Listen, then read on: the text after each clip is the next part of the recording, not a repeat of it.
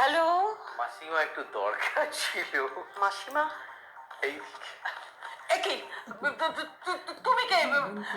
কোন চুলোর বোন করে হাজির হলে একবারে মাছ মাছ করে ঘরের মধ্যে ঢুকে এসছো? মাছি বলুন আর এপ্রিলি বলুন মাসিমা, বলছি যে আপনার তো আর পাঁচটি রয়েছে, শুধু প্রেজেন্ট বলে তো আর কিছু নেই। সেই জন্য মেসেমশাইয়ের সঙ্গে দেখা হলো, উনি সব বললেন আর কি। মেশমশাই মানে এই আমার ঘরের খাটের মরাটার কথা বলছো? কি বললো? উনি বললেন, দেখো একটা সময় তোমার মাসিমা আমি ঘরের ভেতরে একটু ব্যায়াম ফ্যায়াম করতাম, তখন আমাদের প্রাইভেসি ছিল। এখন তো সব ব্যায়াম ফ্যায়াম কোথায় চলে গেছে, তুমি স্ট্রেট চলে যেতে পারে ঘরের মধ্যে। শোনো, আমাদের ব্যায়াম থাকুক আর না থাকুক সেটা নিয়ে তোমার মাথা ঘামাতে হবে না। না, আমি তো মাথা কামাচ্ছি না, ব্যায়াম হলে ভালো। কি হবে তাতে?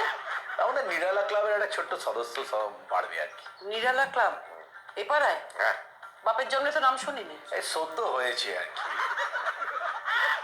কতজন মেম্বার? এখন মেম্বার বলতে দুজন। দুই? হ্যাঁ, কে কে? একজন হচ্ছে আমি, আর একটা হচ্ছে বসাক বাড়ির মামন। মাত্র দুই? ক্লাবের নাম নিরালা লেগেছি মাসিমা। যত মিটিং, যত মেলামেশা সব একটু নিরালা নির্জনে করি। বসাক বাড়ির ওই সুন্দর ফুটফুটে মেয়েটাকে নিয়ে নিরালায় মিটিং? ইয়ার কি হচ্ছে? আর কি নাই মাসিমা, মিটিং এর প্রত্যেকটা এজেন্ডা, প্রত্যেকটা বিষয় খুব সিরিয়াস। শুনি কতটা সিরিয়াস? দেখো মাসিমা, মামনের মন আর আমার হরমোন মানে কিভাবে তাড়াতাড়ি মিশে যায় সেটাই খুব দেখবার। যাই হোক, এইসব আপনি বুঝবেন না। আপনার কাছে একটা দরকারে এসেছিলাম। কি দরকার?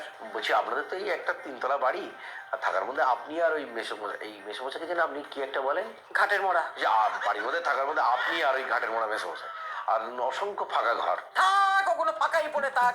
চামচিকেরা এসে হানিমুন করুক, তবু আমি ভাড়া দেব না। আমি ভাড়া দিতে বলছি না। তাহলে? কিন্তু আমাদের এই নিরালা ক্লাবের মিটিংটা ওই সন্ধ্যের দিকে ওই মাঠেতে হতো আর কি, কিন্তু শুনছি ওখানে ফ্ল্যাট করবে প্রমোটার। তাতে আমি কি করতে পারি? সন্ধ্যের দিকে যদি ওই চিলেকোড়ার ঘরটা 2 ঘন্টার জন্য দেন, তাহলে আমাদের মিটিংটা ওখানে করতে পারে। কি বলছেন মাসিমা, নিরালা ক্লাবের একটা মহান প্রতিষ্ঠাতা আমি, তার গায়ে আপনি হাত তুলবেন? এই বেরো বেরো বেরো, এক্ষুনি এখান থেকে বেরো, নাহলে আমি কিন্তু চিৎকার করে 5 জনকে ডাকবো। আচ্ছা, যাচ্ছি যাচ্ছি মাসিমা। বলছি, তার আগে একটা কথা ছিল। বলছি, আপনার নাম কি দ্রৌপদী? কেন?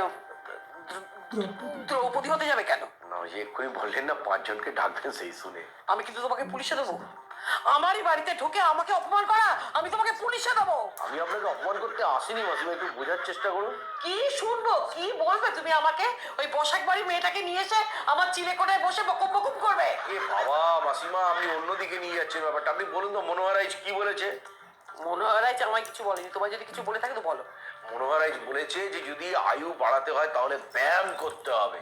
আরে মুখ পড়া কর না ব্যায়াম, আমার কাছে এসে বকবক করছিস কেন? আমি তো বলছি, আপনার চিলেকোঠার ছাদের ঘরটা পেলে কি হবে, আমরা দুজনে মিলে ওখানে মিটিং করলাম, মিটিং এই আমার ব্যায়ামটাও হয়ে গেল, ব্যায়ামটাও শেখা। এই ডাক তো, আমার ঘরের ঘাটের মোড়াটাকে ডাক, তোকে দূর করে বের করে দেবে।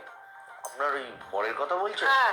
আচ্ছা, ওই যে হলুদ শাড়ি পরে একটা মেয়ে ঢুকলো, ও কি আপনাদের বাড়ি কাজ করে? নাকটা খেদা? হ্যাঁ হ্যাঁ খেদি। হ্যাঁ, কেন লোকের উপরে হিংসা করছেন? নিজে ব্যায়াম করছেন না? উনি তো ওই মেয়েটিকে নিয়ে দেখলাম ব্যায়াম করছেন, মেয়েটিকে শীর্ষাসন শেখাচ্ছিল। যাই, দেখে দিচ্ছি মাসি। কি শেখাচ্ছিল? এই মুখ পড়া কি শেখাচ্ছিল বললি রে? ওপরে বাবারে, ওপরে কি শেখাচ্ছিল বলে গেল রে? শীর্ষাসন কাছে বসে, আমার তো সব মাথায় উঠে গেল।